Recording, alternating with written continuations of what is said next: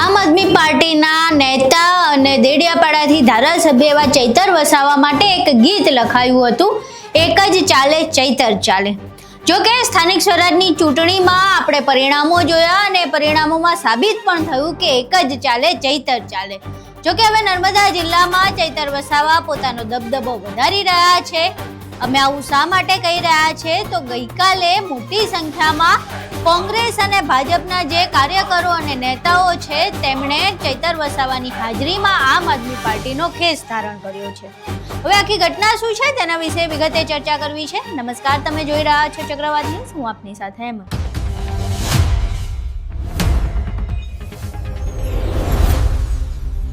નર્મદા જિલ્લામાં ચૈતર વસાવાનો દબદબો વધી રહ્યો છે। બીજી બાજુ સત્તા પક્ષ ભાજપ અને વિપક્ષી પાર્ટી એવી કોંગ્રેસ બંને નબળી પડતી હોય એવું જોવા મળી રહ્યું છે, કારણ કે ગઈકાલે કોંગ્રેસ અને ભાજપ બંનેમાં એક મોટું ગાબડું પડ્યું છે। હકીકતમાં નર્મદા જિલ્લાના તિલકવાડા તાલુકાના ઉતાવળી ગામે જિલ્લા પંચાયતના જે પ્રમુખ નવા બન્યા હતા તેમના સ્વાગતનો કાર્યક્રમ યોજાયો હતો અને આ કાર્યક્રમમાં ચૈતર વસાવા પણ હાજર હતા। આ જ કાર્યક્રમમાં કોંગ્રેસ અને ભાજપના જે કાર્યકરો છે, જે નેતાઓ છે, એમણે મોટી સંખ્યામાં ચૈતર વસાવાની હાજરીમાં આમ આદમી પાર્ટીનો ખેસ ધારણ કર્યો હતો। ચૈતર વસાવા દ્વારા આ નેતાઓને આમ આદમી પાર્ટીનો ખેસ પહેરાવી આમ આદમી પાર્ટીમાં તેમનું સ્વાગત કરવામાં આવ્યું હતું। પહેલા અહીં એ દ્રશ્યો જોઈએ।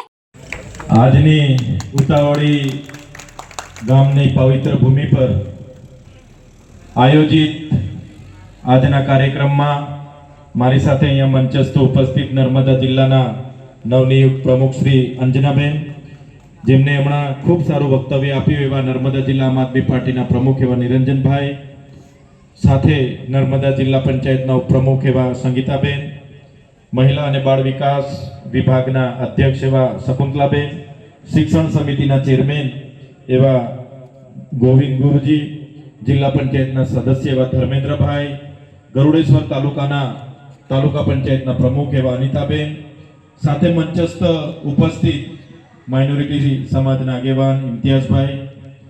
તો આજની પરિસ્થિતિ આપણે જાણવી પડશે। હિન્દુ હિન્દુ હિન્દુ કરીને આખા ગુજરાતમાં 30 વર્ષથી એમનું શાસન છે, પણ ગુજરાત હોય કે દેશ હોય, આજે જો સૌથી વધારે કોઈ દુખી હોય તો એ આપણા હિન્દુ ભાઈ બહેનો છે। આજે તમે સામાન્ય કામ માટે તાલુકા પંચાયતમાં જશો, મામલતદારમાં જશો, એવી વ્યવસ્થા સરકારે ઊભી કરી છે કે આપણા લોકોને કલાકો સુધી લાઈનો પર ઊભું રહેવું પડે છે, 2-3 આટા ધક્કા ખાવા પડે છે। ત્યારે આજે આપણે જે બધા ભેગા થયા છે, જે સરકારની વ્યવસ્થા છે એ સરકારની વ્યવસ્થાને બદલાવ માટે આપણે બધા ભેગા થયા છે। મને કહેતા આનંદ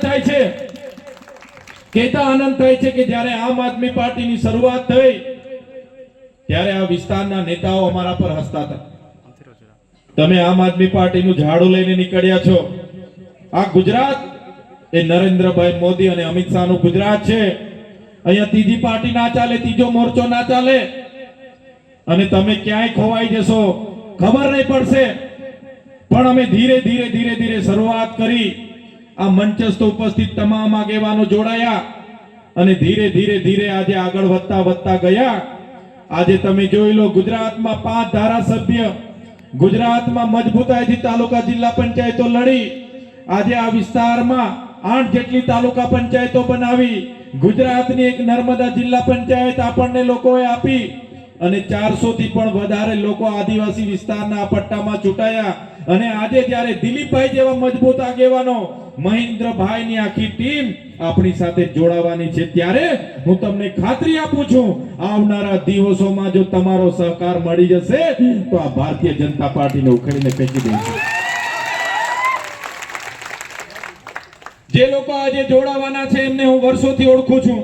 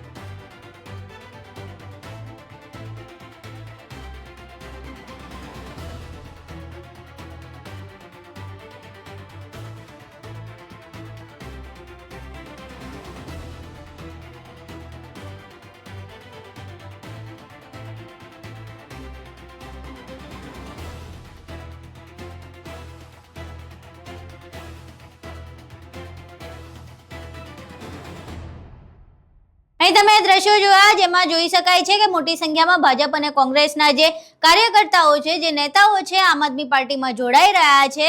હવે આ આખી ઘટના શું હતી, શા માટે કોંગ્રેસ અને ભાજપમાં આવડું મોટું ગાબડું પડ્યું અને ચૈતર વસાવાનો તેમાં શું ભાગ છે, તે તમામ વિશે કાર્યક્રમ બાદ ચૈતર વસાવાએ મીડિયા સમક્ષ વાત કરી હતી. હવે ચૈતર વસાવા આખી ઘટનાને લઈને શું કહી રહ્યા છે તે સાંભળીએ. તિલકવાડાના ઉતાવળી ગામે નવનિયુક્ત જિલ્લા પંચાયતના પ્રમુખશ્રીનો સ્વાગતનો કાર્યક્રમ હતો અને આજના કાર્યક્રમમાં તિલકવાડાના બારિયા સમાજના આગેવાનો એવા મહેન્દ્રભાઈ બારિયા, દિલીપભાઈ બારિયા અને એમની પૂરી ટીમ, તાલુકા પંચાયતના સદસ્યો સહિતની ટીમ કોંગ્રેસમાંથી આજે આમ આદમી પાર્ટી પરિવારમાં જોડાય છે, જેમનું અમે સહર્ષ સ્વાગત કરીએ છીએ. અમારી લડાઈ જે છેલ્લા 30 વર્ષથી ગુજરાતમાં ભારતીય જનતા પાર્ટીની જે વ્યવસ્થાની નીતિ છે એની સામેની છે. આજે ગુજરાતનો ખેડૂત એક બાજુ પોતાની જમીનો બચાવવા માટે આંદોલન કરી રહ્યો છે, રાત દિવસ ખેતીમાં કાળી મજૂરી કરીને પોતાની ખેતીમાંથી ઉપજ મેળવીને પોતાના પાક જ્યારે બજારમાં લઈ જાય છે ત્યારે આ વિસ્તારમાં એના યોગ્ય ભાવ નથી મળતા. આજે અહીંનો ખેડૂત પોતાના દીકરા દીકરીને પેટે પાટા બાંધીને ભણાવે છે. આ સરકારમાં 1 થી લઈને 24 જેટલી પરીક્ષાઓના પેપરો ફૂટી ગયા છે. હમણાં નીટનું પેપર ફૂટ્યું ત્યારે પણ લાખો વિદ્યાર્થીઓના ભાવિ અંધકારમય બન્યા છે. ત્યારે ખેડૂત હોય, મહિલા હોય, વિદ્યાર્થી હોય, નોકરિયાત વર્ગ હોય, આઉટસોર્સિંગના કર્મચારી હોય, ટેટ પાસ ઉમેદવારો હોય, બધા જ લોકો આજે રોડ પર છે. આશા વર્કરથી લઈને બધા જ લોકો. આ પરિસ્થિતિ પેદા કરવાનું કામ આ ભારતીય જનતા પાર્ટીએ કર્યું છે.